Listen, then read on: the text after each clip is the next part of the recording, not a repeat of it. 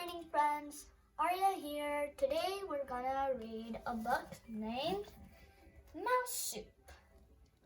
The book is by Arnold Lobel, and it's a book where a mouse escapes from an animal who took him and put him in a soup, and he told some stories and told him to go get the stories, and you might see how to get the stories, and he kept doing that, and then he escaped after when he went outside.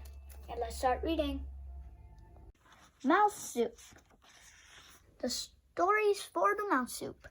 Bees in the mud, 2 large stones, the crickets, the thorn bush. A mouse sat under a tree. He was reading the brook. A weasel jumped out and caught the mouse. The weasel took the mouse home. Said the weasel. I am going to make mouse soup. Oh, said the mouse. I am going to be mouse soup. The weasel put the mouse in a cooking pot. Wait, said the mouse. This soup will not taste good. It has no stories in it. Mouse soup must be mixed with stories to make it taste really good. But I have no stories, said the weasel. I do, said the mouse. I can tell them now. All right, said the weasel. But hurry, I'm very hungry. Here are 4 stories to put in the soup, said the mouse. Bees and the mud. A mouse was walking through the woods. A nest of bees fell from a tree. It landed on top of his head. Bees, said the mouse. You will have to fly away. I do not want a nest of bees sitting on top of me, off my head. But the bee said, we like your ears. We like your nose. We like your whiskers. Oh yes, this is a fine place for our nest. We will never fly away. The mouse was upset. He did not know what to do. The buzzing of the bees was very loud. The mouse walked on. He came to a muddy swamp. Bees, said the mouse, I have a nest like yours. It is my home. If you want to stay on my head, you will have to come home with me. Oh yes, said the bees. We like your ears, we like your nose, we like your whiskers. We will be glad to come home with you. Very well, said the mouse. He stepped into the mud, up to his knees. Here is my front door, said the mouse. Oh yes, said the bees. The mouse stepped into the mud, up to his waist. Here's my living room, said the mouse. Oh yes, said the bees. The mouse stepped into the mud, up to his chin. Here is my bedroom, said the mouse. Oh yes, said the bees. And now I will go to sleep, said the mouse. He ducked his head under the mud. Oh no, said the bees. We like your front door. We like your living room. We like your bedroom. But no, we do not like your bed.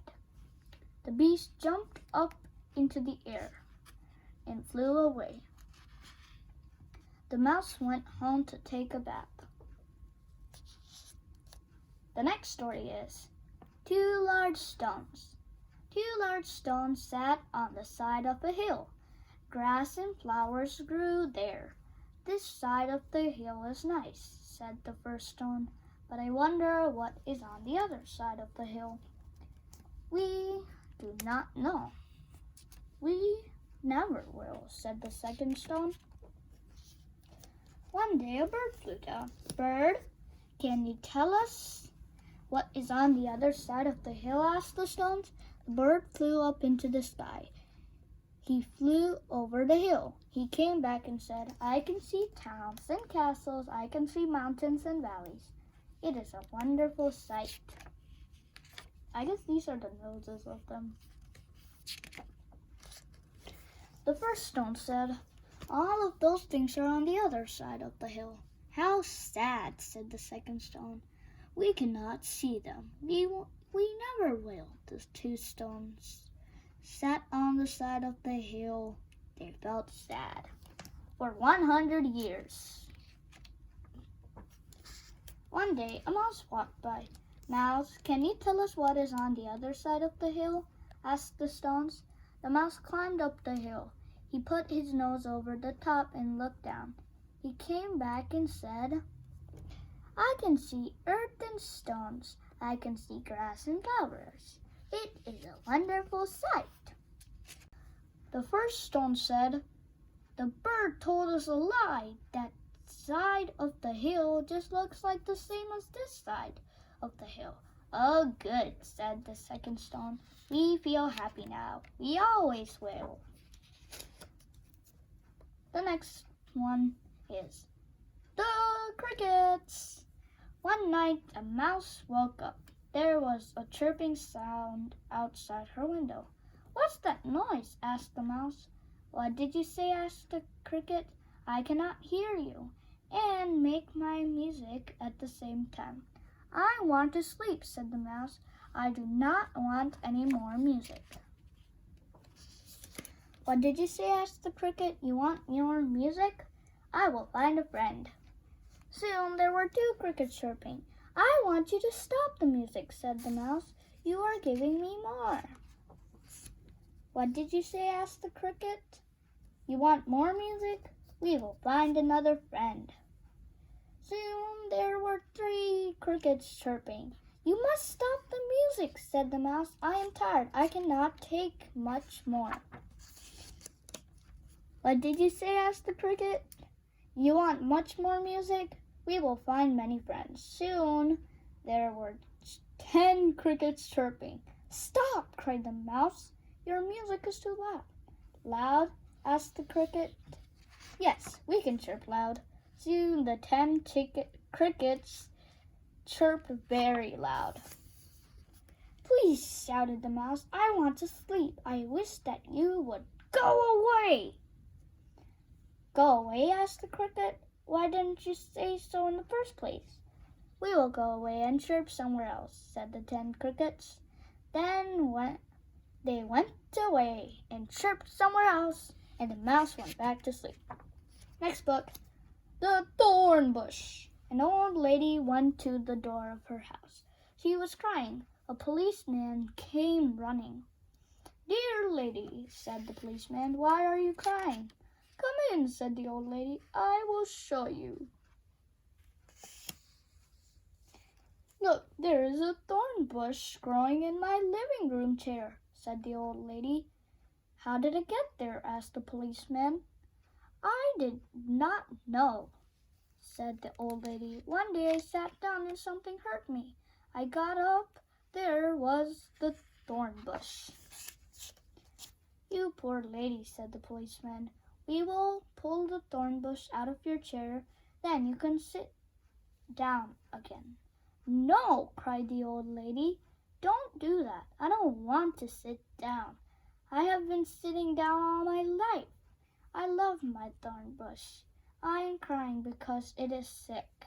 "See," said the old lady, "all of the branches are falling over." "The thorn bush may be thirsty," said the policeman. "Perhaps it needs water." "I never thought of that," said the old lady. She poured some water on the chair. The thorn bush shivered and shook.